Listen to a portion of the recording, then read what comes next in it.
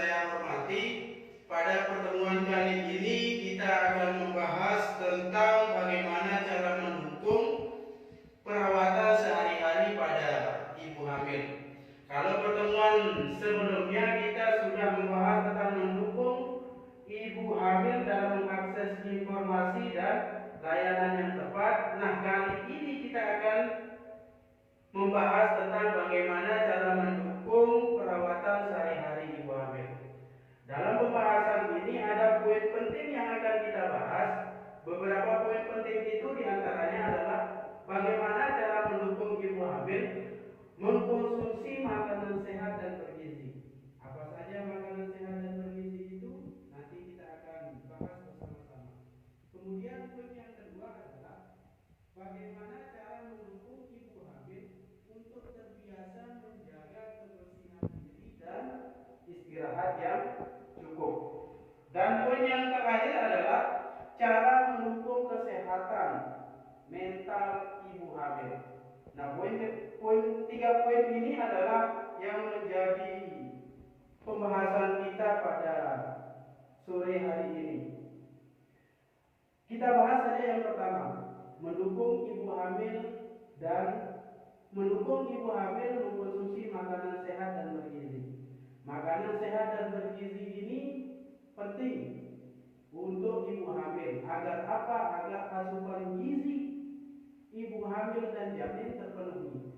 Kalau asupan gizi dan vitamin sudah terpenuhi pada ibu hamil, maka pencegahan dan penanganan stunting bisa kita lihat dari asupan gizi dan makanan yang dikonsumsi oleh ibu hamil. Kemudian apa saja makanan sehat dan bergizi? Makanan sehat dan bergizi pada ibu hamil itu yang pertama ada air mineral. Air mineral ini berfungsi untuk mencegah dehidrasi yang ada pada ibu hamil, menambah asupan air dan lain sebagainya. Kemudian yang kedua adalah makanan yang mengandung karbohidrat. Dan yang ketiga adalah buah-buahan dan sayur-sayuran serta makanan yang mengandung protein seperti daging dan lain sebagainya. Ini adalah beberapa makanan yang bergizi untuk ibu hamil yang nanti keluarga, suami, masyarakat terdekat yang ada di lingkungan ibu hamil bisa memenuhi kebutuhan ibu hamil, yaitu terkait dengan makanan sehat dan bergizi. Begitu Bapak Ibu. Dan yang kedua adalah bagaimana cara mendukung ibu hamil untuk terbiasa dalam menjaga kebersihan dan istirahat yang cukup. Menjaga kebersihan ibu hamil juga penting. Ini untuk apa? Untuk mencegah kuman atau untuk membiasakan ibu hamil cara hidup sehat. Kalau sudah terbiasa dengan cara hidup sehat, maka ibu hamil nanti akan terbiasa membersihkan anaknya, akan terbiasa memantau kebersihan anaknya ketika sudah lahir. Ini resikonya penting. Nanti kalau ibu hamil tidak menjaga kebersihan, maka yang terjadi nanti kuman masuk ketika hamil, kemudian mempengaruhi janin. Setelah mempengaruhi janin, nanti kemungkinan besar akan anak lahir stunting. Hamil itu penting mengkonsumsi makanan sehat dan seimbang serta meminum TTD. TTD itu apa ibu-ibu? TTD itu adalah tablet tambah darah. Tablet tambah darah. Konsumsi TTD ini penting untuk memastikan bahwa ibu hamil tidak kekurangan darah.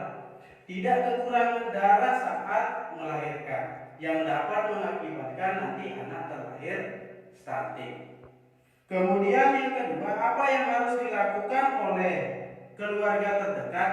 Keluarga terdekat itu bisa atau dapat membuatkan jadwal. Jadwal apa? Jadwal minum TTD. Dan keluarga terdekat dapat memastikan bahwa ibu hamil sudah mengkonsumsi TTD atau tablet tambah darah setiap hari. Keluarga juga dapat mendukung ibu hamil dengan cara menyusun menu makanan, dan menemani ibu hamil saat makan. Ini untuk memastikan bahwa ibu hamil mengkonsumsi makanan yang bergizi dan berprotein seimbang agar tidak kekurangan gizi saat mengandung.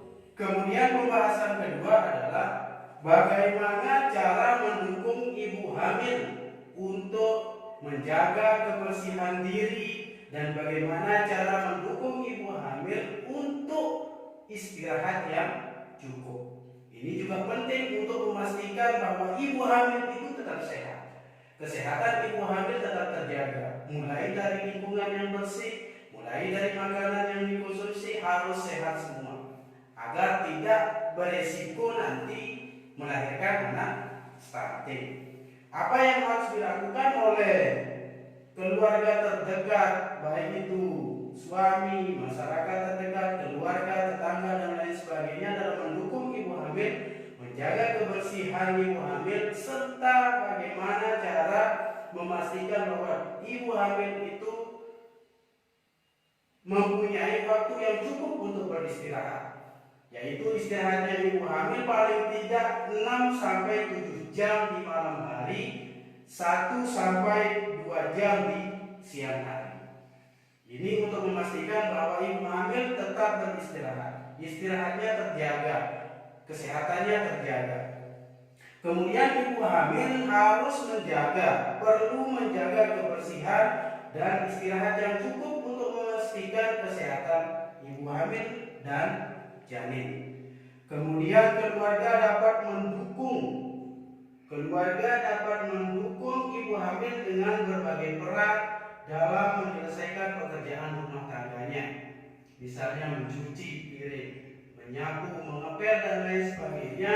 Di sana apa yang harus dilakukan oleh suami? Suami tidak boleh menonton pekerjaan istri saat hamil. Bisa membantu mencuci piring, mencuci baju, mengepel, dan lain sebagainya. Memasak itu adalah salah satu cara untuk mendukung ibu hamil dalam kebersihan lingkungan dan istirahat yang cukup. Memastikan istirahat yang cukup pada ibu hamil.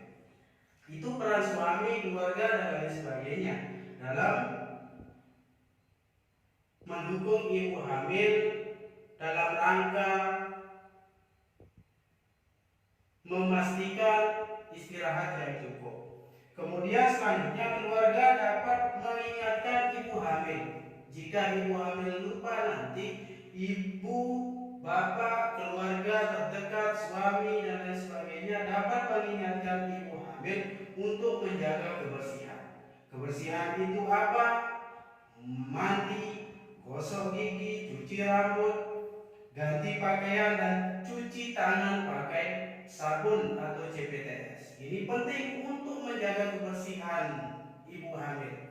Kemudian pembahasan ketiga Bapak Ibu, dan ini menjadi pembahasan terakhir, yaitu cara mendukung kesehatan. Kesehatan apa? Kesehatan mental. Kesehatan mental ibu hamil.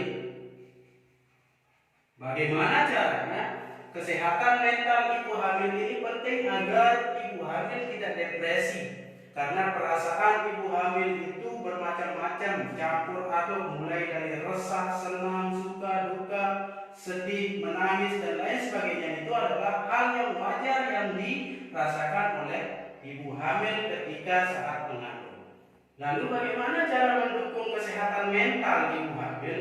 Cara mendukung kesehatan mental ibu hamil itu berbagai macamnya. Yang pertama adalah keluarga